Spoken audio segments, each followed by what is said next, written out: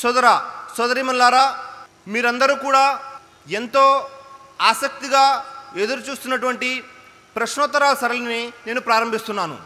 మనకు ఉన్నటువంటి తక్కువ సమయాన్ని సద్వినియోగం చేసుకోవడానికి నేను మీకు కొన్ని నియమ నిబంధనలు తెలియజేస్తాను. మీరందరూ కూడా ఈ నియమాలను తప్పకుండా పాటిస్తారని నేను ఆశిస్తున్నాను. ప్రశ్నలు అడిగేవారి కొరకు 3 మైక్లను ఏర్పాటు చేయడం జరిగింది. ప్రశ్న అడిగేవారు తమ వృత్తిని మరియు పేరుని తెలియజేయాలి. ప్రశ్న అడిగేవారు క్యూ పద్ధతిలో నిలబడాలి. అలాగే ఒకసారి ఒక ప్రశ్న మాత్రమే అడగవలను. ఒకటి కంటే ఎక్కువ ప్రశ్నలు ఉన్నట్లయితే తిరిగి క్యూ పద్ధతిలో నిలబడాలి. ప్రశ్నలు అడిగేవారు తెలుగులో మాత్రమే అడగవలెను. ఈనాటి అంశంపై మాత్రమే అడగవలెను. ప్రశ్న సూటిగా అడగాలి. దయచేసి ప్రసంగాలు ఎవరు చేయవద్దు. కాబట్టి ఈ నియమ నిబంధనలను అందరూ తప్పకుండా పాటిస్తారని, శాంతియుతంగా ఈ సభను ముందుకు కొనసాగిస్తారని నేను ఆశిస్తున్నాను. ఇప్పుడు మొదటి ప్రశ్న సోదరుడు షఫీ గారి కొరకు. నా ప్రశ్న షఫీ గారికి. నా పేరు రవి. నేను డిప్లొమా కమ్యూనికేషన్ ఇంజనీరింగ్ చేశాను. నేను క్రిస్టియన్ కమ్యూనిటీ నుంచి ఇక్కడికి వచ్చాను. అయితే అల్లా గురించిన వివరణ పూర్తిగా అర్థవంతంగా నేను అర్థం చేసుకున్నాను మీరు చెప్పిన దాన్ని బట్టి. అయితే ఇంత వివరంగా తెలుగులో ఇదే నేను మొదటిసారిగా వింటున్నాను. అయితే మీరు బాగా చెప్పారు. నా యొక్క సందేహం ఏంటంటే, ఈ యొక్క ఇస్లాం గురించి చూస్తున్నప్పుడు ఇది ఒక భాషకే పరిమితం అయిపోయింది. అయితే మాకు అర్థమయ్యే భాషలో లేదు. ఇస్లాం ధర్మం అనేది ఒకే భాషలో ఉంటే మిగతా జనానికి ఏమర్థమవుతుంది? నా ప్రశ్న. అల్హమ్దుల్లా, సోదరుల వారు ఒక చక్కటి ప్రశ్న అడిగారు. వారు క్రైస్తవ్యం కమ్యూనిటీ నుంచి వచ్చారని చెప్తూ వారు ఒక ఇంజనీరింగ్ తెలియజేశారు. అయితే మాషాల్లా వారు అల్లా గురించి మొదటిసారిగా స్పష్టంగా తెలుగు భాషలో వినే భాగ్యం వారికి లభించింది. మరి అల్లాతో నేను దువా చేస్తున్నాను, మరి వారికి విషయం ఏదైతే అర్థమైందో వాటి మీద ఆచరించే భాగ్యాన్ని కూడా వారికి అల్లా ప్రసాదించాలనేసి, మరి అతి త్వరగా అల్లా వారికి హిదాయత్ ఇచ్చేసి సన్మార్గాన్ని ప్రసాదించాలనేసి. మరి వారు చక్కటి ప్రశ్న కూడా అడిగారు. ఇస్లాం అనేది ఒక భాషలోనే ఉండిపోయింది, మరి మాకు అర్థమయ్యే భాషలో లేదు. సర్వసాధారణంగా భాష గురించి చూసుకున్నట్లయితే అల్లా సుబ్హానహు వ తఆలా ఖురాన్ అరబీ భాషలో అవతరింపచేయడం జరిగింది. ఖురాన్లో సూరే ఇబ్రాహీం 14వ సూరా 4వ ఆయతలో అల్లా తెలియజేసిన విషయం ఏంటంటే, నేను నా ఏ ప్రవక్తని పంపినా కానీ ఆ జాతి ప్రజలు మాట్లాడే భాషలోనే నా ప్రవక్తని పంపేవాడిని. గతంలో 1,24,000 మంది ప్రవక్తలు వచ్చారు. ఆ ప్రవక్తలు ఏ భాషలో మాట్లాడారు, ఏ భాషలో సందేశం ఇచ్చారంటే అరబీ భాషలోనే కాదు, ఆ జాతి ప్రజలు ఏ భాష మాట్లాడేవారో ఆ భాషలోనే అల్లా సందేశాన్ని అందించడం జరిగింది. అయితే మరి ఇప్పుడు ఖురాన్ గ్రంథం ఏదైతే ఉందో అరబీ భాషలో అవతరించింది. ఎందుకని? ప్రవక్త ముహమ్మద్ సల్లల్లాహు అలైహి వసల్లం వారిని అల్లా సుబ్హానహు వ తఆలా ఆ అరబు ప్రాంతంలో ప్రవక్తగా చేసి పంపారు. ఆ ప్రాంతంలో నుండి ప్రజలకి స్పష్టంగా అర్థమవడం కోసము అరబీ భాషలో అవతరించడం జరిగింది. అయితే మరి ఇక్కడ ఉన్నటువంటి భాషలు ఉన్నాయి. ఇక్కడ తెలుగు ఉంది, కన్నడ ఉంది, తమిళ్ ఉంది, రకరకాల భాషలు ఉన్నాయి. ప్రపంచంలో 6,200 భాషలు దాదాపుగా ఉన్నాయి. అది ఈ అన్ని భాషల గురించి అల్లా ఏం చెప్తున్నాడంటే సూరే రూమ్ 30వ సూరాలో చూసుకున్నట్లయితే 22వ ఆయతలో ప్రపంచంలో ఉన్న భాషలన్నీ కూడా అల్లా యొక్క సూచనలే. ఈ భాష ఇస్లాంది, ఈ భాష అల్లాది కాదు అని కాదు. ఈ ప్రపంచంలో ఉన్న భాషలన్నీ కూడా అల్లా యొక్క సూచనలకి చిహ్నాలే అనమాట. అయితే అల్లా సుబ్హానహు వ తఆలా చిట్ట చివరి ప్రవక్త అంటే ముహమ్మద్ సల్లల్లాహు అలైహి వసల్లం అరబ్ ప్రాంతంలో పంపించి అక్కడి ప్రజలు స్పష్టంగా అర్థం అవడం కోసము స్పష్టమైన అరబీ భాషలో ఖురాన్ని అవతరింపచేయడం జరిగింది. అయితే మరి కేవలం అరబ్ ప్రజల కోసమే ఖురానా? ఇస్లాం ధర్మం కేవలం ఆ భాషకు పరిమితమా అంటే ఎంత మాత్రము కాదు. ఖురాన్ గ్రంథం అల్లా సుబ్హానహు వ తఆలా అవతరింపచేస్తూ ఖురాన్లో సూరే బఖరా 2వ సూరా 185వ ఆయతలో అల్లా తెలియజేయడం జరిగింది. బిస్మిల్లాహిర్ రహమానిర్ రహీం. షహరు రమజాన్ అల్లజీ ఉన్జిల ఫీహిల్ ఖురాన్ హుదల్ లిన్నాసి వ బయనాతి మినల్ హుదా వల్ ఫుర్ఖాన్. ఈ గ్రంథాన్ని అల్లా రంజాన్ నెలలో అవతరింపచేశాడు. ఈ గ్రంథం సమస్త మానవాళికి మార్గదర్శకం అని చెప్పాడు. ఇది కేవలం అరబ్బుల కోసము, ఒక వర్గం కోసం కాదు, సమస్త మానవాళి కోసము ఇది మార్గదర్శకము. ఎవరి మీద అవతరించింది? ప్రవక్త ముహమ్మద్ సల్లల్లాహు అలైహి వసల్లం మీద. ప్రవక్త ముహమ్మద్ సల్లల్లాహు అలైహి వసల్లం గురించి తెలియచేయడం జరిగింది సూరే అంబియా 21వ సూరా 107వ వాక్యంలో. ఈయన రహమతుల్ లిల్ ఆలమీన్, సమస్త మానవులందరి కోసం కూడాను ఈయన కారుణ్యంగా ప్రవక్తగా చేసి పంపబడ్డారు. అయితే ఇక్కడ మనకు తెలిసిన విషయం ఏమిటంటే, మరి ప్రవక్త ముహమ్మద్ సల్లల్లాహు అలైహి వసల్లం అరబీ భాషలో సందేశం ఇచ్చి తన అనుచర సమాజానికి తెలియచేశారు, మీరు ఈ సందేశాన్ని ఇతర జాతుల వద్ద కూడా అందచేయండి. ఉదాహరణకి ఒక సహాబీకి చెప్పారు, మీరు అరామిక్ భాష నేర్చుకోండి, వెళ్ళి అక్కడ ఉన్న గ్రంథ ప్రజలకి సందేశం ఇవ్వండి. ఏ భాష? అరామిక్ భాష. అక్కడ ఖురాన్ అవతరించింది అరబీ భాష. అంటే సాహబీలు అంటే ప్రవక్త అనుచరులకి వేరే జాతుల వద్దకి వేరే ప్రాంతాల వద్దకి పంపించుకుంటూ ముందు వెళ్ళి వారి భాష నేర్చుకోండి, వారి భాషలో ఈ సందేశం అందచేయమని ప్రవక్త ముహమ్మద్ వారు తెలియజేయడం జరిగింది.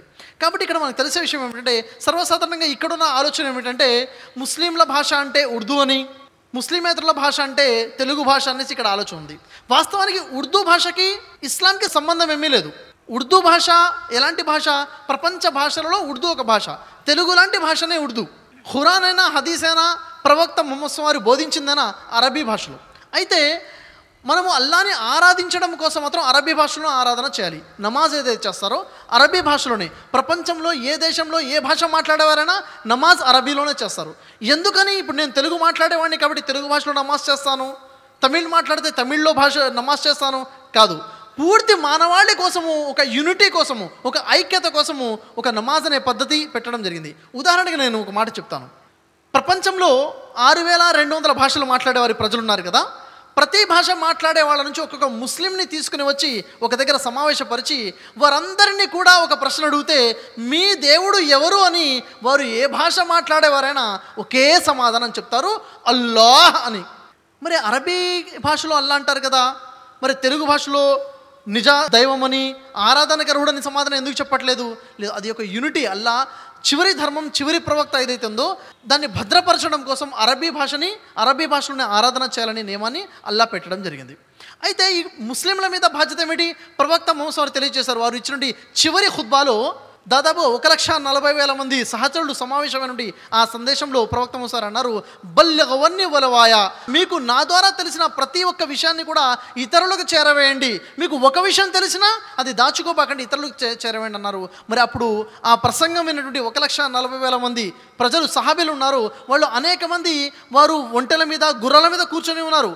వెంటనే అక్కడి నుంచి లేచి ఎటువైపుగా వారి ఒంటెల ముఖం ఉందో అటువైపుగా ప్రయాణం చేసి వెళ్ళిపోయారు, వారు ఇస్లాం సందేశాన్ని అందచేయడం కోసం. అదేవిధంగా భారతదేశానికి కూడా అనేక మంది సహాబీలు వచ్చారు, ప్రవక్త సహచరులు వచ్చారు, ఇక్కడ కూడా సందేశం అందింది. మరి ఖురాన్ సందేశం అరబీలో ఉంది కాబట్టి అరబీలోనే అందచేస్తున్నామంటే ఒక ఉదాహరణ మీ ముందే ఉంది. ఖురాన్ సందేశాన్ని తెలుగు భాషలో ఈరోజు మేము మీకు అందచేయడం జరిగింది. అల్హమ్దులిల్లాహ్, మన అదృష్టం తెలుగు భాషలో ఖురాన్ చేయబడి ఉంది. మీరు అల్లా యొక్క సందేశాన్ని మీరు అర్థం చేసుకోవాలనుకుంటే తెలుగు భాషలో ఖురాన్ మీరు చదవచ్చు. తెలుగు భాషలో అల్హమ్దులిల్లాహ్ ఈరోజు రుజుమార్గం టీవీ కూడా వచ్చింది. ఇలాంటి అనేక టీవీ ఛానల్స్ వస్తున్నాయి. ఈ ప్రశ్న రావడానికి గల ముఖ్య కారణం ఎవరంటే ముస్లింలు. ఎందుకని? ఇస్లాం అనేది ఒక దగ్గర పరిమితమై ఉంచేశారు ముస్లిం సహోదరులు. వాస్తవానికి ప్రతి ముస్లిం మీద ఉన్నటువంటి బాధ్యత ఏమిటంటే తనకు తెలిసినటువంటి సత్యాన్ని ముస్లిమేతరులకు అందచేయడము. ముస్లిమేతరులకు సందేశాన్ని అందచేయకుండా మనం దాచేసాం కాబట్టి ఇలాంటి ప్రశ్నలు వస్తున్నాయి. కాబట్టి ఈ రోజైనా మనం కళ్ళు తెరుచుకోవాలి. ఇస్లాం సందేశం మన దగ్గర ఏదైతే అల్లా పంపించాడో ఈ సందేశాన్ని ప్రజలకు అందజేసే ప్రయత్నం చేయాలి. కాబట్టి సోదర మహాశయులారా, ఇస్లాం ఒక భాషకు పరిమితమైంది కాదు, ప్రపంచ మానవాళి కోసం ఇస్లాం వచ్చింది. అల్లా సమస్త మానవాళి దేవుడు. ఇస్లాం మీకోసం కూడా పంపబడిన ధర్మం ఖురాన్. కాబట్టి మీ జీవితంలో తప్పకుండా ఖురాన్ చదవండి. మరి ఇస్లాం గురించి ఈరోజు చెప్పబడిన విషయాల గురించి మీరు ఆలోచించండి. అల్లాతో దుఆ చేస్తున్నాం, అల్లా మీకు అతి త్వరగా సన్మార్గాన్ని ప్రసాదించాలనేసి, హిదాయత్ ఇవ్వాలనేసి. ఆమీన్. జజాకల్లాహు ఖైర్. ఇప్పుడు రెండో ప్రశ్న సోదరుడు షఫీ గారి కొరకు. నా పేరు రవి, నేను న్యూజిలాండ్ నుంచి వచ్చాను. శ్రీరామ్ ఫైనాన్స్లో వర్క్ చేస్తున్నాను. దేవుడు ఒక్కడే, దీన్ని ఎవరు కాదనరు. అయితే మనం ఆపదలో ఉన్నప్పుడు వేరే వారు మనకి ఆదుకున్నప్పుడు అలాంటి వారిని దేవుడు లాంటి వారు అని చెప్తే తప్పేండి. మీ పేరేం చెప్పారండి? రవి గారు. దేవుడు ఒక్కడే అన్న విషయాన్ని మీరు ఒప్పుకుంటున్నారా? ఒప్పుకుంటున్నారు.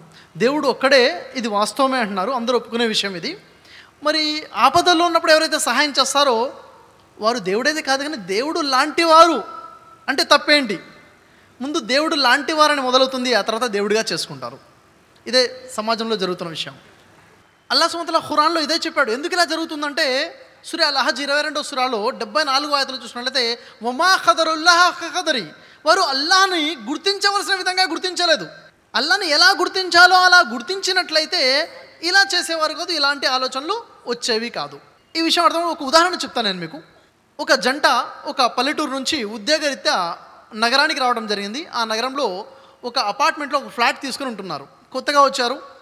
మరి వారి పొరుగువారు వారికి ప్రతి విషయంలో సహాయం చేస్తున్నారు. కొత్తగా వచ్చారు కదా. అప్పుడు ఈవిడ అంటుంది, కొత్తగా వచ్చిన ఆవిడ పక్కింటి వాళ్ళతో పక్కన ఉన్నటువంటి ఫ్లాట్ వారితో అంటుంది, ఏమంటే మీరు చాలా మంచివారిలా ఉన్నారు, మీరు మా అన్నయ్య లాంటి వారండి అంటుంది. అనవచ్చా లేదా? అనవచ్చు. మరి ఇంకొన్ని రోజులైంది, 2-3 నెలలు, ప్రతి విషయంలో సహాయం చేస్తున్నారు, పెద్ద పెద్ద విషయాల్లో కూడా సహాయం చేస్తున్నారు. అప్పుడు ఈవిడ అంటుంది, ఏముడు మీరు చాలా మంచివారిలో ఉన్నారు, మీరు మా వారి లాంటి వారండి అంటుంది. అనవచ్చా అనకూడదా? ఏమండి అనవచ్చా అనకూడదా? రవి గారు మీరేమంటారు? అనకూడదు. అనకూడదు.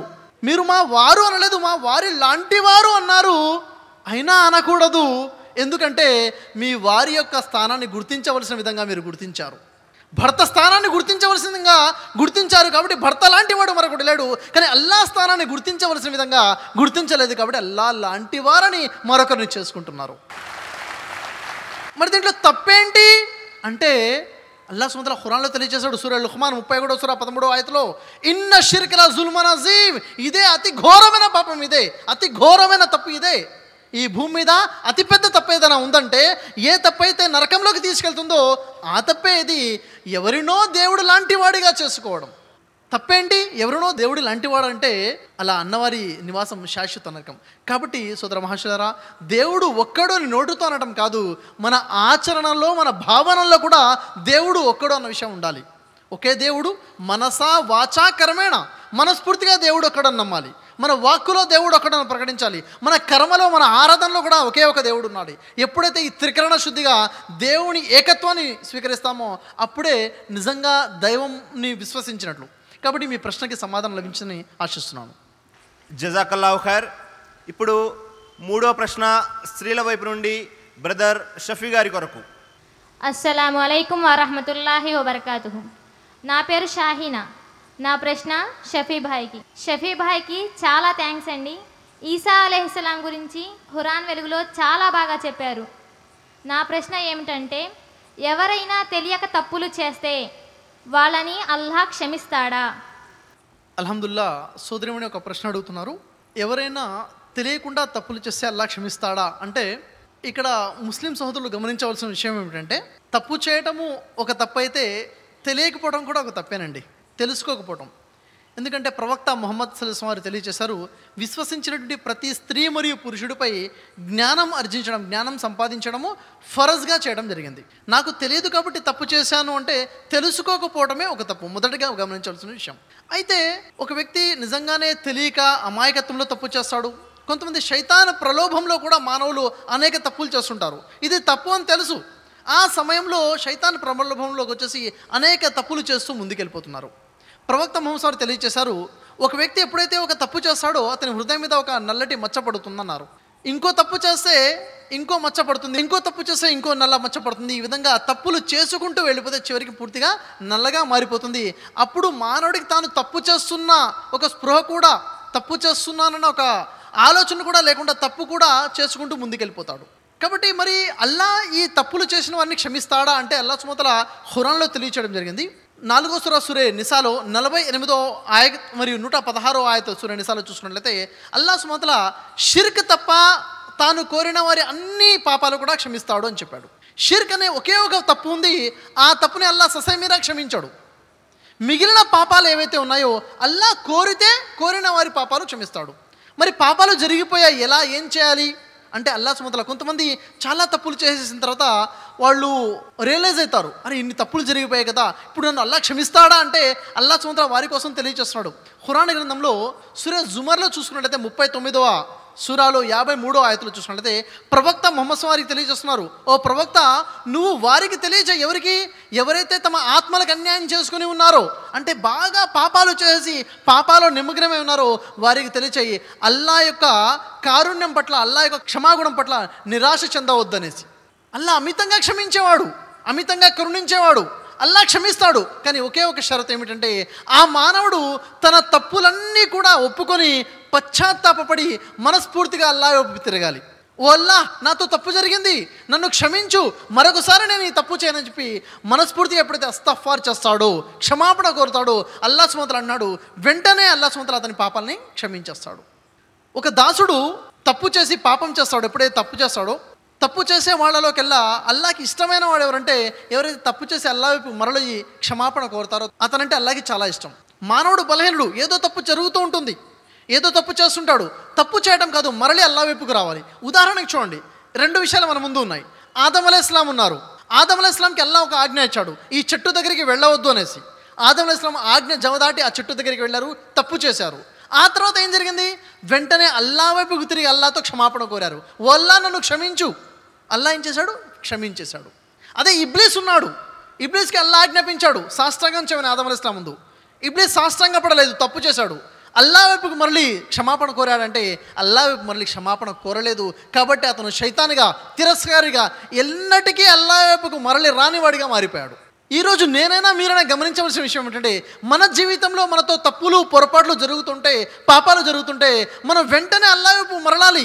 ఓ అల్లా నాతో తప్పు జరిగింది, నన్ను క్షమించు అని అల్లాతో ప్రాధేయపడాలి. అల్లా అమితంగా క్షమించేవాడు, అమితంగా కరుణించేవాడు. అల్లా కరుణ పట్ల నిరాశ చెందవలసిన అవసరం లేదు. ఒక అద్భుతమైన విషయం ఏమిటంటే, ఖురాన్ గ్రంథంలో అల్లా కఠినంగా శిక్షించేవాడని 117 సార్లు ఉంది. కఠినంగా శిక్షించేవాడని. అదే అల్లా అమితంగా క్షమించేవాడని ఎన్నిసార్లు ఉందో తెలుసా?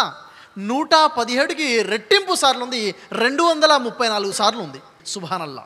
అల్లా కఠినంగా శిక్షించేవాడే, అంతకన్నా ఎక్కువగా క్షమించేవాడు ఎవరైతే మనస్ఫూర్తిగా అల్లా వైపు మరలుతారో. అయితే ఖురాన్ గ్రంథంలో సూర ఫుర్ఖాన్ 25 సూరాలో 70 ఆయతలో చూసుకున్నట్లయితే, ఎవరైతే మనస్ఫూర్తిగా క్షమాపణ కోరుకొని అల్లా వైపు తిరిగి విశ్వసించి విశ్వాసులుగా మారుతారో, ఇస్లాం స్వీకరిస్తారో, అలాంటి వారి కోసం గొప్ప శుభవార్త ఉంది.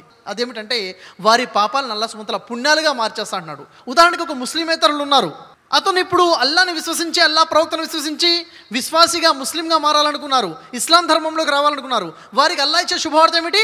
ఖురాన్ 25 సూరా 70 వాక్యంలో వారి పాపాలన్నిటినీ క్షమించడము కాదు, పాపాలని పుణ్యాలుగా మార్చేస్తా అంటున్నాడు. ఎవరైతే ఇస్లాం ధర్మంలోకి వచ్చి స్థిరంగా ఆచరిస్తారో, ఇది అల్లా అమితంగా కరుణించేవాడు. కాబట్టి సోదరిమణి, మనం తెలియక చేసిన తప్పులు అల్లా తప్పకుండా క్షమిస్తాడు. పాపాలు పెద్ద పాపాలు ఉన్నాయి, చిన్న పాపాలు ఉన్నాయి. మనం తప్పు జరిగినప్పుడు వెంటనే క్షమాపణ కోరుకోవాలి. తప్పు జరగకుండా ఉండడం కోసము మన విశ్వాసాన్ని పెంపొందింప చేసుకోవాలి.